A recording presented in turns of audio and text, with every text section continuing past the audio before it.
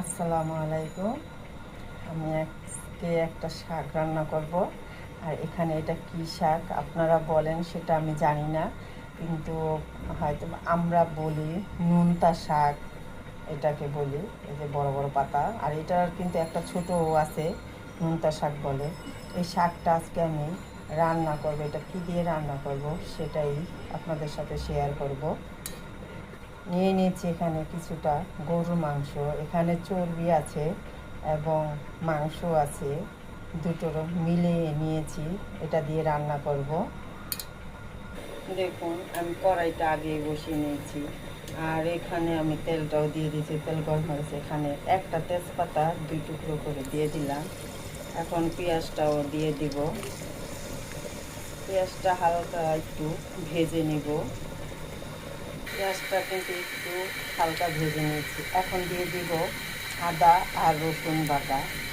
কারণ মাংসের পরিমাণ কম, সেজন্য একটু আদা রসুন কমই দিলাম।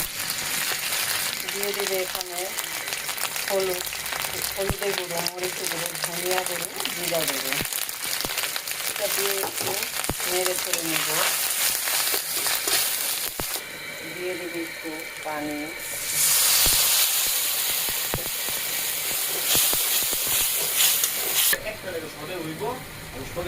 দেখুন এখন মাংসগুলো দিয়ে দিব।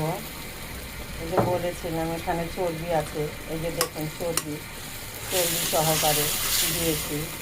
আর এখানে আমি একটু গরম মশলা, আমি ফাঁকিটা দিয়ে দিলাম, আনামটা দিলাম না। দিয়ে দেবো স্বাদ মতন লবণ। এখন এই মাংসটা যতটুকু পানি উঠবে, এই পানিটা দিয়ে কষিয়ে ফিরে আরও একটু পানি দিয়ে মাংসটা পুরোভাবে সিদ্ধ করে তারপরে আমি শাকটা দিয়ে দিব।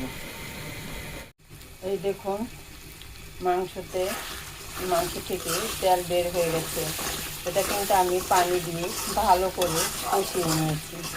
এভাবে মাংসটা কষিয়ে নিতে হবে। এখন আমি শাকগুলো দিয়ে দিব। সম্পূর্ণ শাকগুলো দিয়ে দিব। দেখুন শাকগুলো দিয়ে দিয়েছি। এখন কিন্তু দেখা যাচ্ছে কড়াই ভরা শাক।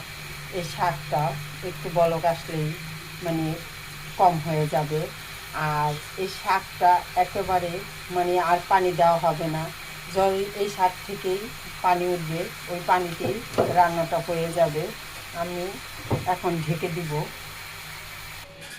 এই দেখুন শাকটা কিন্তু কম হয়ে গেছে, কমে গেছে, মজে গেছে। এখন আমি শাকটা লাড়া দিয়ে দেখাচ্ছি। এই যে দেখুন শাকের থেকে যে পরিমাণে পানি উঠেছে, আরও উঠবে। এই পরিমাণে পানিটা দিয়ে কিন্তু আমার শাক আর মাংসটা রান্না হয়ে যাবে। দেখুন এখন আমি হওয়ার আগ পর্যন্ত অপেক্ষা করব, আর আমি মাঝে মাঝে নেড়ে ছেড়ে দিব। দেখুন শাকটা কিন্তু হয়ে গেছে। একটু হালকা হালকা একটু ভিজা ভিজা থাকবে। দেখুন কত সুন্দর হয়েছে। এখন আমি শাকটা নামিয়ে নিব। দেখুন শাকটা কিন্তু অনেক সুন্দর হয়েছে।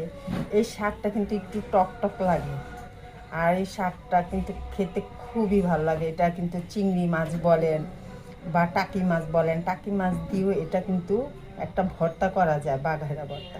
ওটাও খেতে কিন্তু খুবই মজা লাগে। আর এটাও মাংস দিয়ে, এটা বেশিরভাগ ঢাকার মানুষ এই মাংস দিয়ে এই শাকটা পছন্দ করে বেশি। তাই আমিও বানিয়ে নিলাম, আর আমি প্রায় খাওয়া হয় আমার ঘরে। মানে ওর বাবা খুব পছন্দ করে এই শাকটা, তাই বানিয়ে নিলাম। আজকে পাইলাম বাজারে, তাই নিয়ে আসলাম। যদি বন্ধুরা ভিডিওটা ভালো লাগে, একটা লাইক, শেয়ার, কমেন্ট করবেন। কমেন্ট করে জানাবেন কে কোথা থেকে দেখছেন। আর আমার ভিডিওটি সম্পূর্ণভাবে দেখে আমার চ্যানেলটি সাবস্ক্রাইব করে দেবেন। আল্লাহ হাফিজ।